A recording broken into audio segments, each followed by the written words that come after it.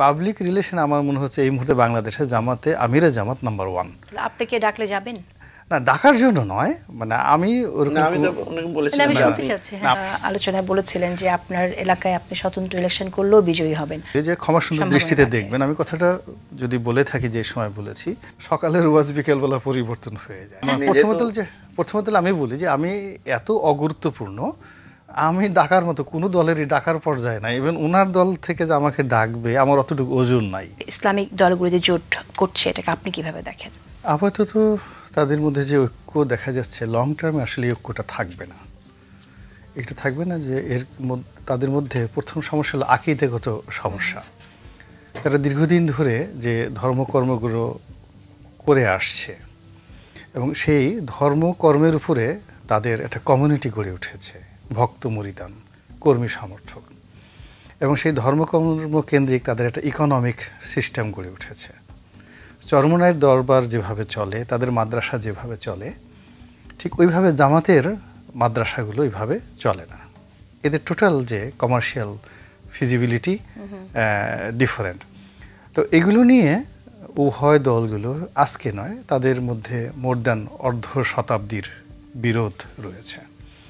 তো এতগুলো বিরোধ রেখে এবং তারা ইতিপূর্বে মানে দেখা গেল একজন আরেকজনকে কাফের বলা, একসাথে তারা বেহেশতে যাবে না, মানে মরে গেলেও তারা একসাথে বেহেশতে যাবে না, এমনকি এক কবরও তারা যাবে না, এইরকম তাদের মধ্যে বিভিন্ন সময় বাহাস হয়েছে। তো সেখানে একটা রাজনৈতিক গোলকে কেন্দ্র করে, রাজনৈতিক পদপদবীকে, রাজনৈতিক লাভ, লালসা, কামনা, বাসনা, এগুলোকে সামনে নিয়ে তাদের ওই যে পুরনো বিরোধ, সেই বিরোধকে ধামাচাপা দিয়ে তারা যে ঐক্যবদ্ধ হওয়ার চেষ্টা করছে, এটা মূলত পুরনো বিরোধকে আরও যে কোনো দুর্বল মুহূর্তে আরও সংঘাতের দিকে নিয়ে যাবে।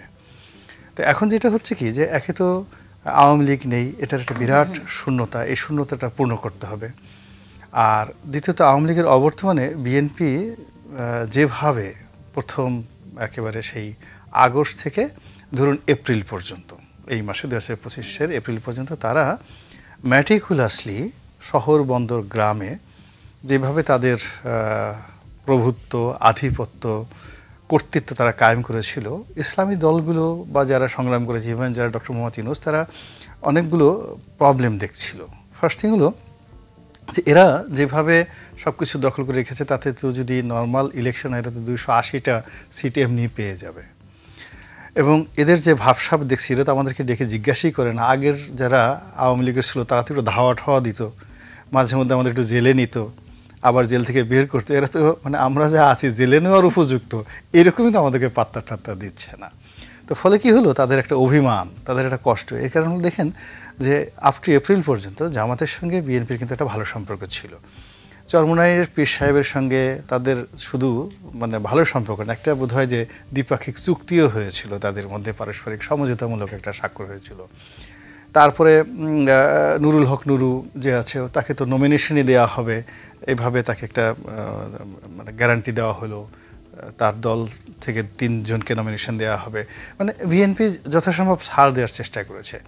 কিন্তু ব্যাপার হলো যে বিএনপির যে মাঠের রাজনীতিটা বিএনপির কেন্দ্রীয় কমান্ডের হাতে থাকেনি শেষ পর্যন্ত, এবং এখন একেবারেই নেই, যেটা ইসলামিক দলগুলোকে একেবারে বেইজ্জতি করে দিয়েছে। জামাতে জোটে গেল আর কি, দেখলাম আমরা।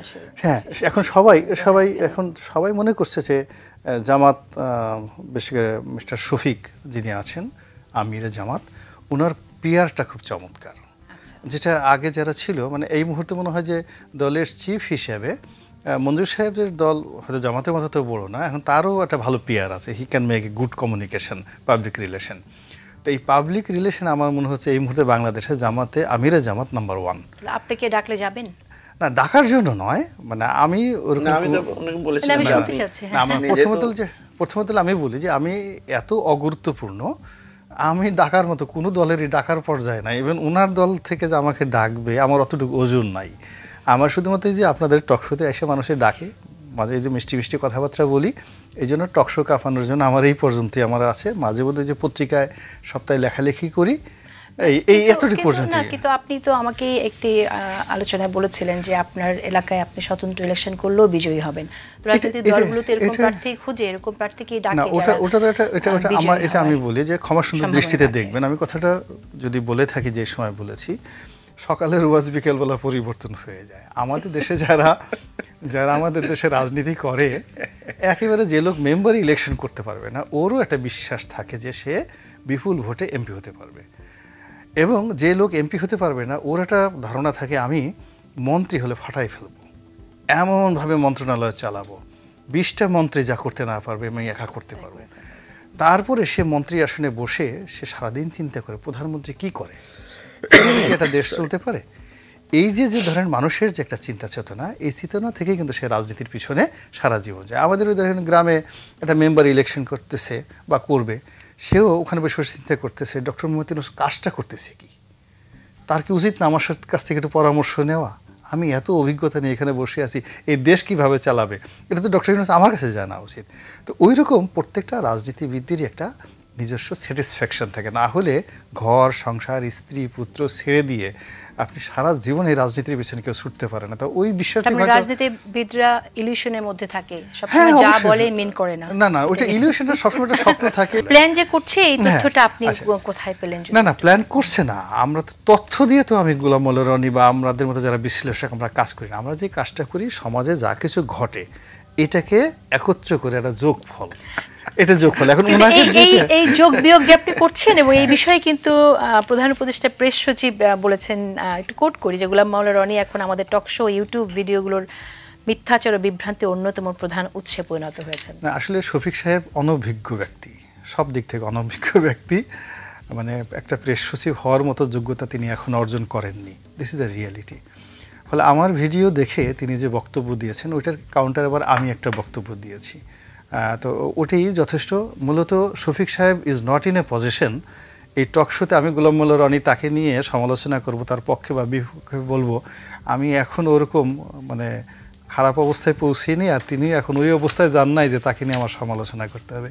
তিনি ওখানে বসে যা কিছু করছেন এটা প্রচুর অনভিজ্ঞতা, প্রচুর অধৈর্য, তারপরে শেষে আপনার কি মনে হয় যে প্রধান উপদেষ্টা একজন অনভিজ্ঞ ব্যক্তিকে সিলেক্ট করে নিয়ে আসলেন? এটা অবশ্যই করেছেন। ডক্টর ইউনূসকে উনি যেভাবে চিনেন, আমি লিখে দিতে পারি মিস্টার শফিকের সাথে ডক্টর ইউনূসের যতদিনের সম্পর্ক তার চেয়ে আমার সাথে গোলাম মোল্লা রনির সাথে ডক্টর ইউনূসের বেশি সম্পর্ক ছিল এবং এখনো আছে। তো যার জন্য ডক্টর ইউনূসকে 2009 সন থেকে আমি কেন ওটা হতে যাব? মূল ব্যাপার হলো যে আমি 1.5 লক্ষ ভোট পেয়ে সরাসরি ভোটে একজন মেম্বার অফ পার্লামেন্ট হয়েছে, যেটা ডক্টর মোহাম্মদ ইউনূস হতে পারবেন না। তিনি একটা ফেয়ার ইলেকশন তার এলাকায় গিয়ে ইলেকশন করেন, পারবেন না ভোট হয়ে উনি একটা এমপি হতে। আমি সেই আজ থেকে 16-17 বছর আগে একটা ন্যাশনাল ইলেকশনে ইলেক্টেড মেম্বার অফ পার্লামেন্ট, গণতান্ত্রিক পদে এটা its equivalent to prime minister. একটা যখন সংসদ সদস্য হয় ধরে নেওয়া হয় যে সে প্রধানমন্ত্রী হওয়ার উপযুক্ত। তো এখন আপনি আমাকে যাই বলেন না কেন, আমি তো জনগণের ভোটে নির্বাচিত হয়ে আসছি। আমি কেন ডক্টর ইউনূস হতে চাইবো? আমি কেন তত্ত্বাবধায়ক সরকারে ডক্টর ইউনূসের একজন উপদেষ্টা হতে চাইবো?